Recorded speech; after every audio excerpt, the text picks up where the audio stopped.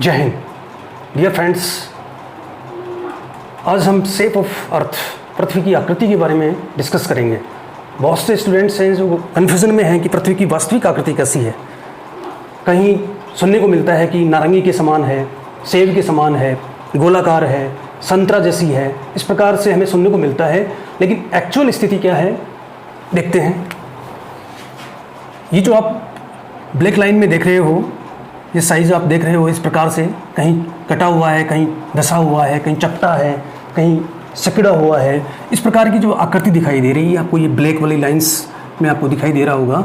ये जो शेप है, वास्तविक शेप यही है, बिल्कुल इसी प्रकार से है इसका पृथ्वी का स्ट्रक्चर। ये जो शेप है इसी के अकॉर्डिंग है। लेकिन ये तो कोई आकृति नहीं हुई।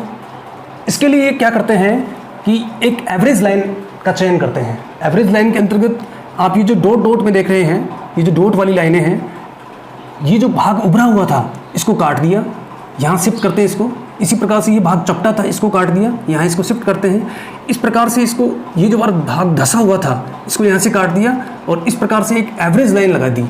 तो एवरेज लाइन के अकॉर्डिंग देखा जाए तो इस प्रकार की एक संरचना बनती है जिसको कहते हैं जियोड। जियोड। तो आप बिल्कुल कन्फ्यूजन में नहीं होने की जरूरत है। पृथ्वी की आकृति न तो गोलाकार है, न नारंगी के समान है, न चपटी है, न संतरा के समान है, न सेब की तरह है। वास्तविक रूप से देखा जाए तो पृथ्वी की आकृति है वो जियोड है। जियोड है वो जियोलॉजी, भूगर्भ से बना हुआ है। पृथ्वी की जो स्थल मतलब शेप है उसी के अकॉर्डिंग हम देखते हैं कि पृथ्वी की जो शेप है वो बिल्कुल कटी फटी है, चपटी हुई है, कहीं धसी हुई है, कहीं बाहर निकली हुई है। तो आप ये IQ सेंस आप में होना चाहिए कि आप देख रहे हो कि पृथ्वी पर कहीं पठार हैं, कहीं पर्वत हैं, कहीं मैदान हैं, कहीं झीलें हैं, कहीं गर्त हैं, बिल्कुल समान नहीं है, कहीं उभरा हुआ है। इस प्रकार की स्थलाकृतिक संरचना आप पृथ्वी को देख सकते हो। तो इसी के अकॉर्डिंग हम ये देखते हैं कि जो एवरेज लाइन का चयन करते हैं, और एवरेज लाइन का चयन करने से जो हमारी स्थलाकृतिक संरचना बनती है वो जियोड होती है। आज से 20.5 करोड़ वर्ष पहले, जैसा कि आपको सबको पता होगा कि 20.5 करोड़ वर्ष पहले हमारी पृथ्वी पर जितनी भी स्थलाकृतिक संरचनाएं थी, आज जैसे हम देख रहे हैं ऐसा कुछ नहीं था। सारे जो महाद्वीप थे, सारे महाद्वीप वो एक जगह पे इकट्ठे थे, जुड़े हुए थे, एक दूसरे से जुड़े हुए थे। जैसे कि आप बहुत सारे यूट्यूबर्स हैं, मैंने उनमें देखा है, पता नहीं क्या कर रखा उन्होंने। एक्चुअल स्थिति ये है कि आज से 20.5 करोड़ वर्ष पहले जब बिग बैंग थ्योरी हुई थी, उससे पहले ब्रह्मांड की उत्पत्ति हुई, उसके बाद में हम डिस्कस करेंगे। लेकिन पहले की बात कर रहे हैं तो ये सारे जो कॉन्टिनेंट्स थे वो एक दूसरे से जुड़े हुए थे। ये जो कॉन्टिनेंट था सुपर कॉन्टिनेंट, सुपर कॉन्टिनेंट, सभी स्थलखंड एक दूसरे से जुड़े हुए थे। सुपर कॉन्टिनेंट यानी कि एक ही स्थलखंड। ये जो एक ही स्थलखंड था इसको नाम दिया गया था पेंजिया। पेंजिया, बिल्कुल। और पेंजिया है लैटिन भाषा का शब्द है, और लैटिन भाषा का शब्द है पेंजिया। इसका हिंदी में अर्थ होगा एक ही महाद्वीप। एक ही महाद्वीप। अब हजारों वर्षों तक टेम्परेचर बहुत हाई था, तो उसके बाद में पृथ्वी पर वर्षा होती है, वायुमंडल का निर्माण भी होता है, वर्षा होती है, चारों तरफ पृथ्वी की जल भर जाता है। ये जो आपका पेंजिया है इसके चारों तरफ जल भर गया, और जल भर गया तो एक महासागर का निर्माण हुआ। आप जैसे देख रहे हो प्रशांत महासागर, हिंद महासागर, अटलांटिक महासागर, ऐसा कुछ नहीं था।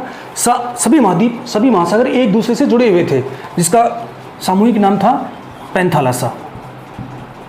पैंथालासा। और पैंथालासा लैटिन भाषा का शब्द है, इसी का अर्थ है एक ही महासागर। एक ही महासागर। डियर स्टूडेंट्स, उसके बाद में जब पृथ्वी पर पानी भर गया तो धीरे धीरे ये तप्त आका गोला थी ये ठंडी होने लगी। ठंडी होने लगी तो जो पेंजिया है वो सिकुड़ने लगा।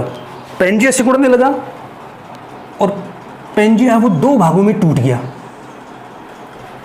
दो भागों में टूट गया।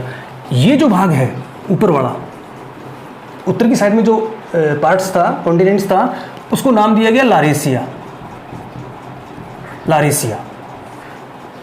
अंगारा लैंड भी कहते हैं इसको, अंगारा लैंड। साउथ वाला जो पार्ट था, ये वाला दक्षिण की ओर जो पार्ट था, उसको नाम दिया गया अंगारा लैंड। अंगारा लैंड। अब ये टूट गया था बीच में पेंजिया संकुचन के कारण से। बहुत ज़्यादा संकुचन हुआ ठंडी होने से जो कॉन्टिनेंट पेंजिया है वो टूट गया। दो भाग हो गए, उत्तर वाला भाग लारेसिया, दक्षिण वाला भाग गोंडवाना लैंड। और बीच में ये जो दरार भ्रंश था उसमें इंडो ब्रह्म नदी है वो अपना अवसाद लाकर डालती थी। धीरे धीरे इस भाग में बहुत ज़्यादा दबाव पड़ा। टेथिस महासागर था यहाँ पर, टेथिस नाम का एक महासागर यहाँ लहराता था। बिल्कुल क्लियर है। पेंजिया टूट गया तो ये जो बीच में दरार थी, भ्रंश घाटी थी, उसी में जल भर गया और जल भरने से एक विस्तृत महासागर का निर्माण हुआ जिसको नाम दिया गया टेथिस महासागर। अब टेथिस महासागर में लगातार नदी आती गई, अवसाद डालती गई, इसकी जो तलहटी वो काफ़ी भर गई, इसका जो तल है उस पर दबाव पड़ा और दबाव पड़ने से ये भाग ऊपर उठ गया और निर्माण हो गया महान हिमालय पर्वत श्रृंखला। विश्व की जो उच्चतम पर्वत श्रृंखला है महान हिमालय पर्वत श्रृंखला का निर्माण इसी प्रकार से हुआ था। 20.5 करोड़ वर्ष पहले की हम बात कर रहे हैं। नेक्स्ट, अभी जैसे ये टूट गया तो जो कॉन्टिनेंट्स हैं वो अलग अलग, जैसे आज हम देख रहे हैं ये जो शेप आकृति है उसी के अनुसार हम यदि विश्व को देखें तो इस प्रकार की स्थलाकृतिक संरचना आपको दिखाई दे रही है। उत्तरी अमेरिका है, दक्षिणी अमेरिका है, यूरोप है, एशिया है, ऑस्ट्रेलिया है, इस प्रकार की स्थलाकृतिक संरचना आपको दिखाई दे रही है। वास्तव में देखा जाए तो ये जो उत्तरी का पार्ट था, ये वाला जो भाग था, उत्तरी अमेरिका, यूरोप, एशिया, ये जो पार्ट था ये लारेसिया के अंतर्गत था, जिसको हम अंगारा लैंड कहते हैं, ये वाला पार्ट। ठीक इसी प्रकार से दक्षिण अमेरिका है, अफ्रीका है और ऑस्ट्रेलिया है और इसके साथ में ये भारत है। ये नीचे अंटार्कटिका, जो अंटार्कटिका महाद्वीप थे उससे जुड़ा हुआ था। यहाँ आप देख रहे हो कि जो मेडागास्कर है ये भी इससे जुड़ा हुआ था, मतलब साउथ जो गोंडवाना लैंड है इसका पार्ट था। धीरे धीरे क्या होता है, हजारों लाखों साल वर्ष इसमें लगते हैं। ये प्रक्रिया है 5 सेंटीमीटर प्रति वर्ष के आसपास इसकी दर होती है। प्लेट्स सारे महाद्वीप पे प्लेट्स पे टिके हुए हैं। नेक्स्ट चैप्टर में इसके बारे में अध्ययन करेंगे। तो प्लेट्स पे टिके होने के कारण से प्लेट्स वास्तव में हैं क्या, देखा जाए तो प्लेट पृथ्वी का दृढ़ और कठोर भूभाग है, उसे प्लेट कहते हैं। अब प्लेट के अकॉर्डिंग देखा जाए तो ये सारी प्लेटें गतिशील हैं, गति कर रही हैं। आज भी जो इंडियन प्लेट्स है वो उत्तर में जा रही है, 2 से 2.5 सेंटीमीटर प्रति वर्ष उत्तर में जा रही है। उत्तरी अमेरिका और दक्षिण अमेरिका की जो प्लेट्स हैं वो पश्चिम में जा रही हैं, 1.5 से 2.5 सेंटीमीटर के आसपास पश्चिम में जा रही है। यूरोपियन प्लेट है वो दक्षिण में आ रही है। सारी प्लेटें एक दूसरे से प्रवाह कर रही हैं। ठीक है, नेक्स्ट।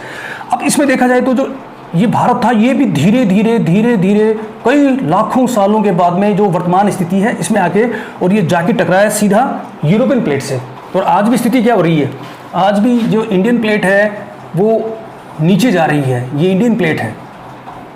और इसके उत्तर में जो ऊपर आ रही है वो आपकी आ रही है यूरोपियन प्लेट, क्योंकि यूरोपियन प्लेट हल्की है इसलिए ऊपर आ रही है, इंडियन प्लेट भारी है इसलिए ये नीचे आ रही है। इस प्रकार की जो सरफेस स्थाकृति है वो स्ट्रक्चर है वो बन रहा है।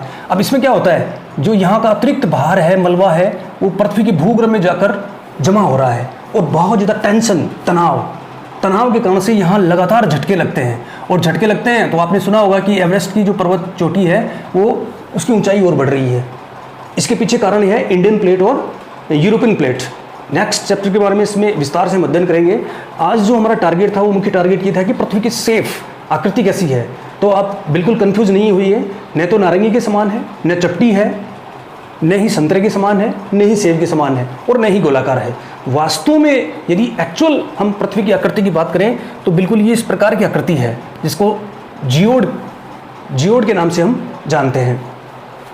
अब इसी के अंतर्गत इंडियन प्लेट और जो यूरोपियन प्लेट है वो टकरा रही हैं। प्रतिवर्ष हिमालय में जो अर्थक्वेक हैं वो सबसे अधिक आते हैं, जिसके पीछे कारण है प्लेट्स का कारण है। वेगनर ने 1912 में अपना महाद्वीपीय विस्थापन सिद्धांत 1912 में दिया था और उसमें ये बता दिया था कि जो प्लेट्स हैं वो निरंतर एक दिशा से दूसरी दिशा की ओर विचरण कर रही हैं, गतिशील हैं और इन प्लेटों के कारण से ही इस प्रकार की जो स्थिति है वो बनती है। 20.5 करोड़ वर्ष पहले जो कॉन्टिनेंट था, महाद्वीप एक ही था, इसका नाम था पेंजिया और इसी पेंजिया के विभंजन से टूट गया और टूटने से लारेसिया, अंगारा लैंड और साउथ का पार्ट है उसको गोंडवाना लैंड के नाम से जानते हैं। थैंक्स।